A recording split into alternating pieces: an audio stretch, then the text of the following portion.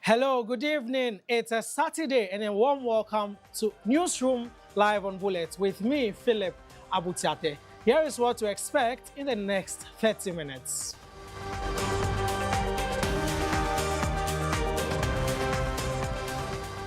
Firefighters contain Makola Market blaze and save over 100 shops from destruction. We'll bring you details.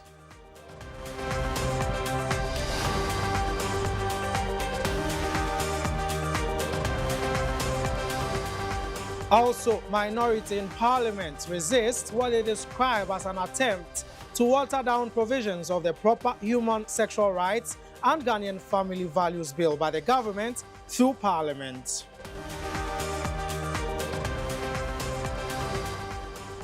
On the international front, we will tell you how more than 100 metric tons of emergency humanitarian supplies are being airlifted into the Democratic Republic of Congo in efforts to intensify and contain the fast-spreading Ebola outbreak.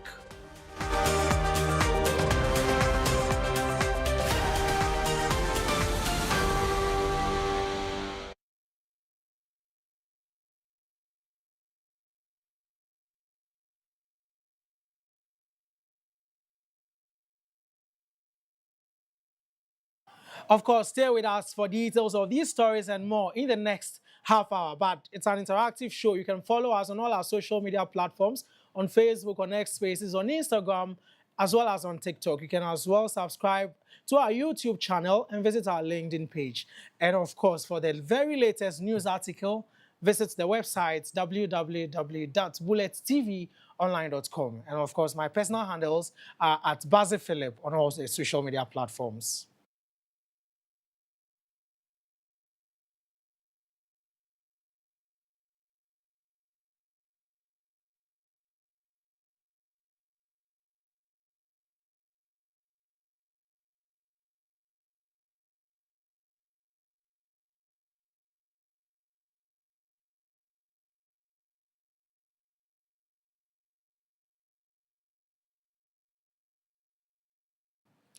Thank you for choosing Bullet TV this evening on Target every moment. Now, let's begin from Parliament because the minority is resisting what they describe as an attempt to water down provisions of the Proper Human Sexual Rights and Ghanaian Family Value Bill 2025 by the government through Parliament. This follows amendments introduced to exempt some persons, including lawyers, advocating for clients, journalists performing journalism, doctors providing medical care, and institutions performing research and care duties from being liable in the bill that was passed in Parliament yesterday. The biggest problem is on the promotion, the sponsorship, the advocacy, and those subtle support. Because if left for the act itself, the Criminal and Other Offences Act make provision for natural carnal knowledge, which will prosecute anyway. But we said that no. Every time for the past years, the advocacies done by certain organizations, certain foreign organizations who want to force down their practice on us, they will go and hire premises, they call it resource centers, then we'll call national security to clamp down on them. We've been doing so since 2017, since I entered this parliament. Those are the very people sponsoring known LGBT people to openly campaign and sit on media to campaign and make it attractive. Those are the activities we are clamping on. The media houses who offer their platforms to promote such activities and make it enticing for young people to get into it. Those are the real target of the law. So if you go and introduce a whole exceptions of the real targets of this law, then we don't have any law at all. And here, as we speak, they are hurriedly trying to pass it. And all these things came about because they engaged certain foreign countries who just came in and dictated that if they don't introduce this clause, this amendment, and insert, is that amendment proposed, add the following new subclause, subsection 2, does not apply to. The subsection 2 that does not apply to is a subsection that prescribes the support, advocacy, promotion of LGBT activities. And you are saying that they can undertake all those activities. And so long as he's a lawyer, he can promote. So long as he's going to make a representation in court, he can promote. So long as he is an academic, he can promote. So long as he's a non-governmental body organization and a development partner, he can promote and support LGBT activities.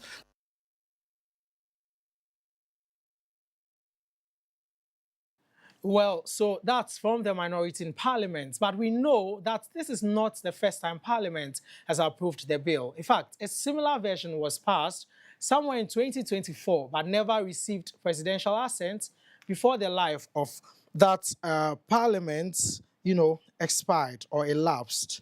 And so for some legal perspective on the processes ahead, we are joined by private legal practitioner, lawyer Ni Tete. Counsel, good evening. Thank you for joining us on Newsroom this evening.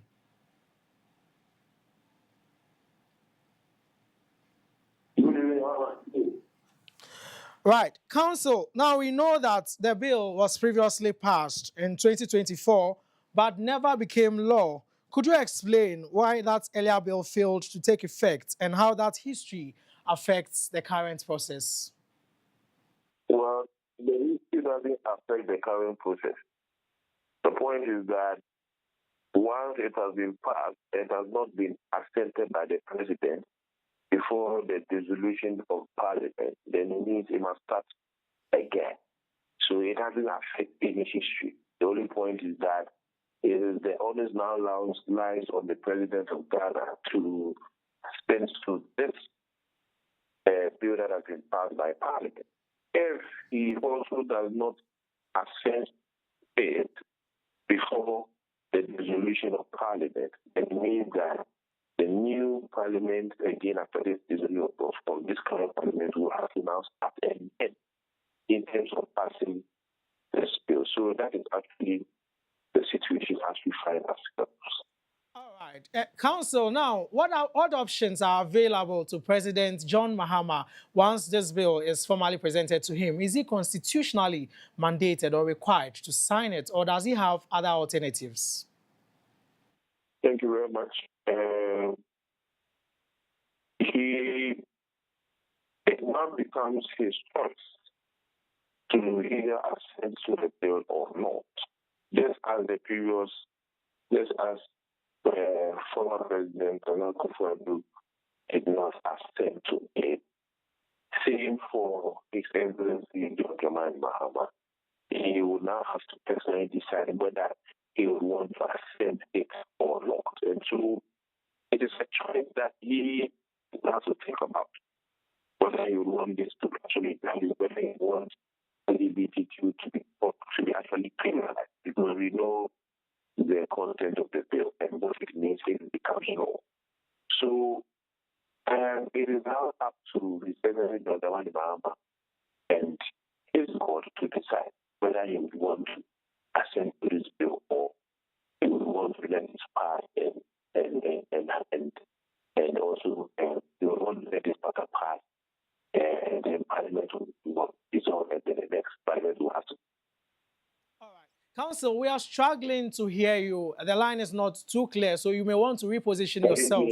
Yes, well, much better now. Get me to so that I can continue from there. Okay. No, let's move on. Now, a little bit of education. If the president declines to assent to the bill, like the former president Akufo-Addo did, what does the Constitution provide? Can Parliament, for instance, override a presidential refusal and still make the bill law? I don't think that could be constitutional for it. The procedure is that once Parliament passes it, the president must assent. If the president does not assent and Parliament dissolved, the president that passed the bill is dissolved, and it means the process must start all over again. And so that is actually the procedure for the law. I'm not sure Parliament would want to go beyond that sort of these are matters. Okay. Now, should a president assent to this bill, realistically, when do the provisions or when does the law take effect? Is it immediate? Is there any timeline? How does it work? Well, we seem to have lost counsel on the line, but you had me interacting with a private legal Can practitioner. you hear me? Okay, yes, counsel. Very well. Now, I Your was answer to asking, your question is yes. that it is immediate. Mm, As soon as you have sent to the sale, it is immediate. And so it immediately becomes law. It also means that any action so far as the LGBTQ is concerned will now be criminalized. mm.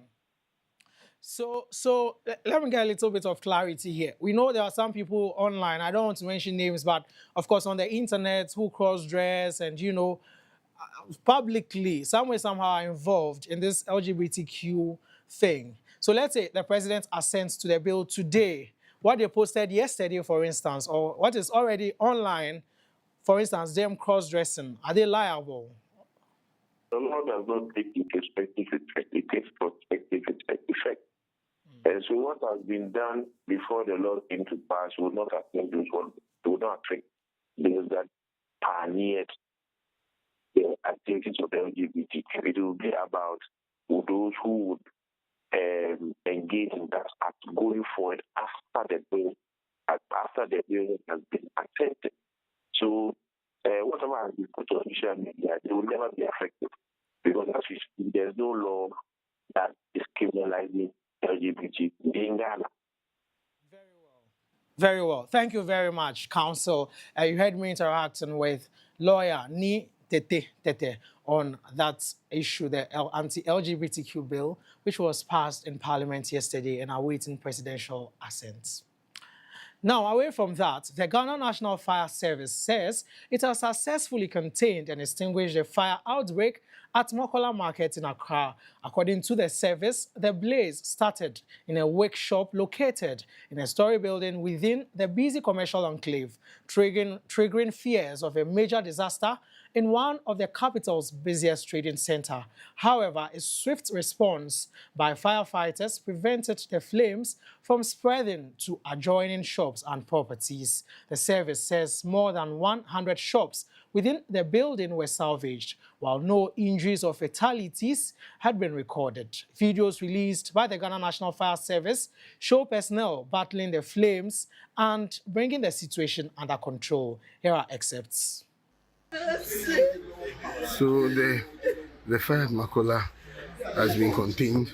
So far this was just the damage that has been recorded, but all these items in the shop have been salvaged, as can be seen. But for the swift intervention of the officers from Makola and then from Ministry's fire station, the damage would have been extensive, but as can be seen, the damage has been confined to the top, and we see some burns here and there, but I can say almost none of the items in the shop. But as can be seen, you see the meter back there. You see the meter back there. So that's how the meter is over there, bent. So the fact that it's a wooden panel would have really made the fire spread, and the fact that all these things are spread, the way the things are spread packed in there, it will make it very difficult to have really accessed the place. But the light was also partially burnt, but the fortunate thing is that the items here are all salvaged.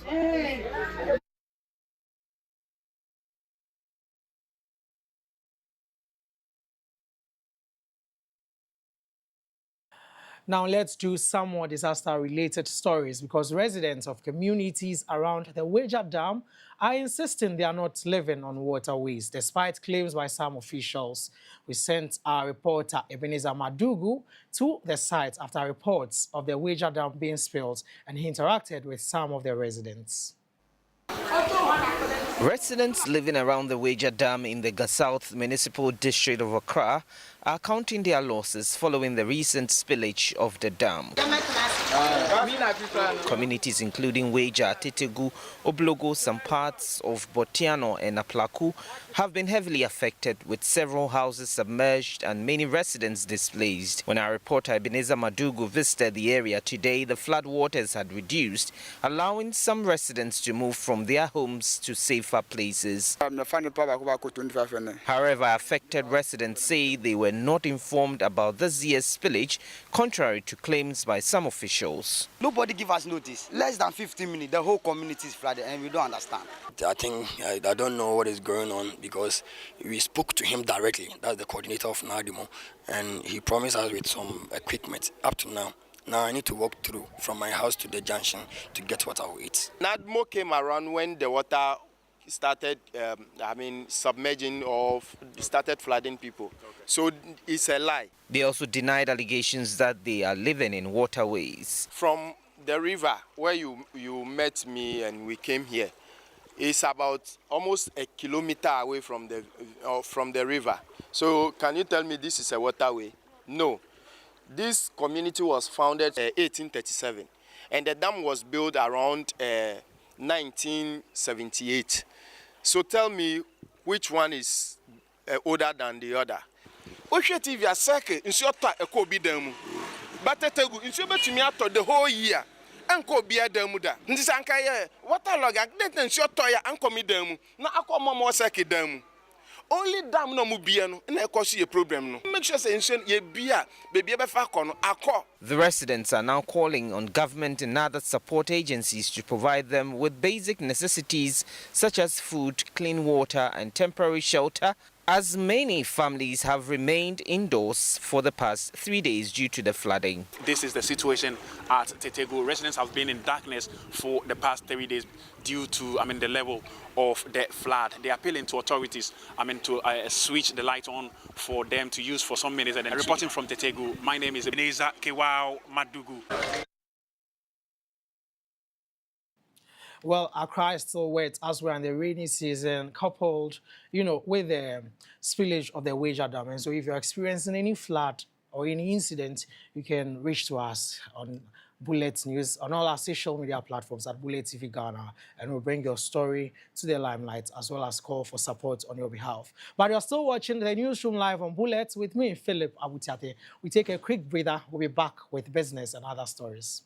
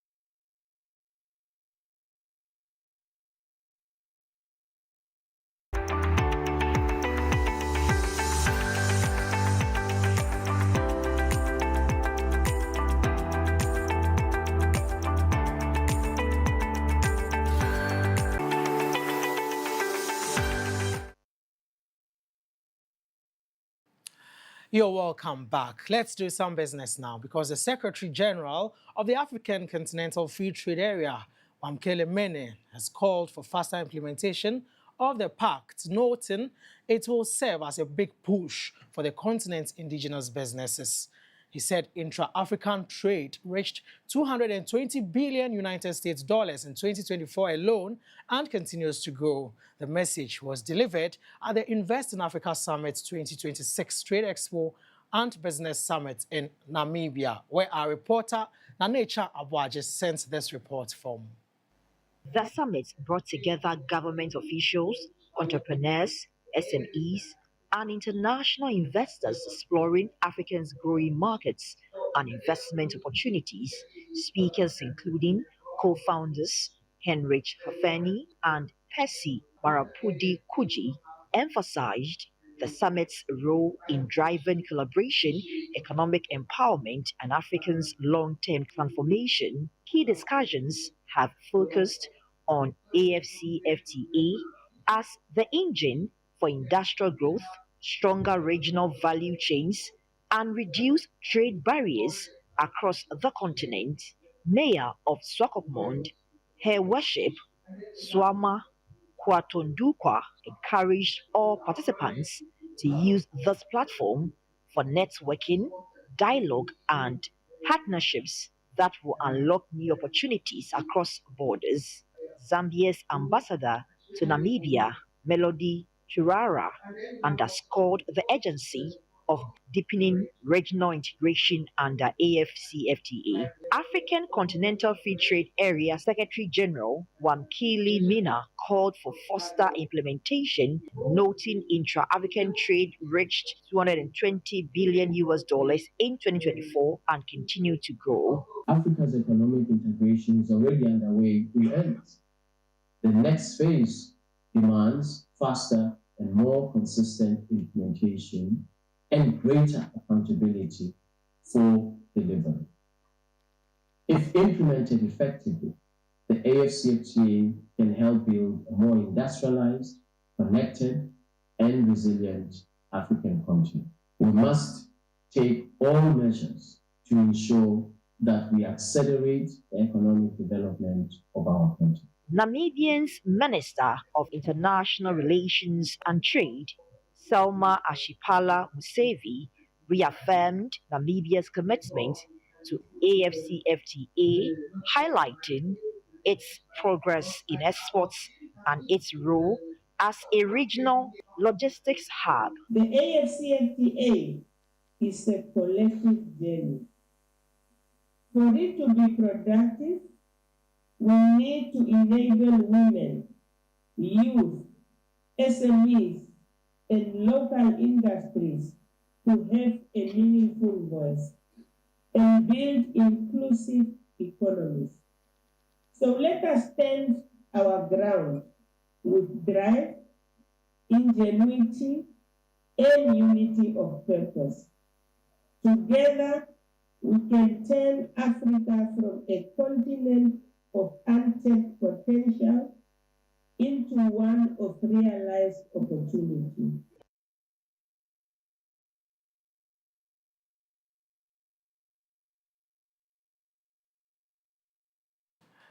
Right, let's now see how the cedi is performing against other trading currencies on the forex markets.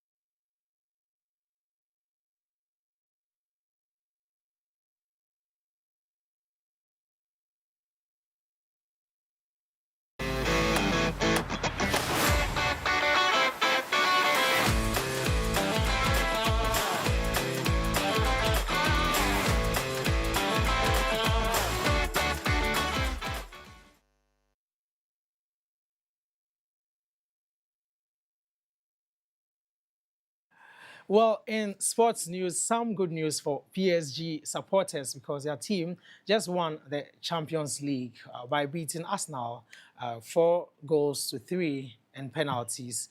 And so that's the latest. But let's do some other sports stories now because Black Stars winger Ernest Nuama has revealed the struggles he endured during his long injury layoff, expressing gratitude to Ghanaians for their prayers and support as he prepares for his first FIFA World Cup. Speaking from camp in Cardiff ahead of Ghana's friendly against Wales, the 22-year-old admitted that the road back to full fitness has been difficult. Good. It feels good to be back around the team. It's been 1 year since I haven't been here, but it feels good. Like everyone is dedicated. We are all happy, ready to give it all for the competition, and we know like what is ahead of us and what we want to achieve. As you know, like every coach and how they want to play, and like we need to adapt to his style of play, which is like the most important.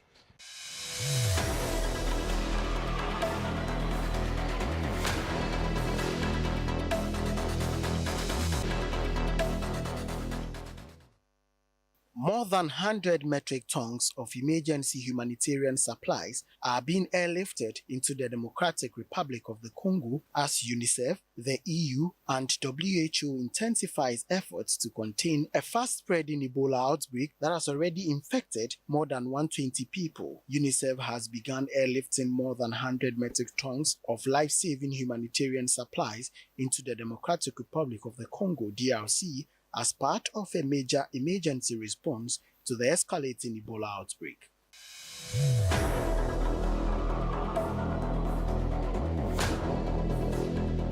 The US, UK, and Australia say they will deploy underwater drone technology to protect undersea cables and boost defense under their military alliance known as AUKUS. The uncrewed undersea vehicle technology is expected to be ready by next year. While the project's total cost was not stated, UK Defence Secretary John Healey said his nation would contribute £150 million.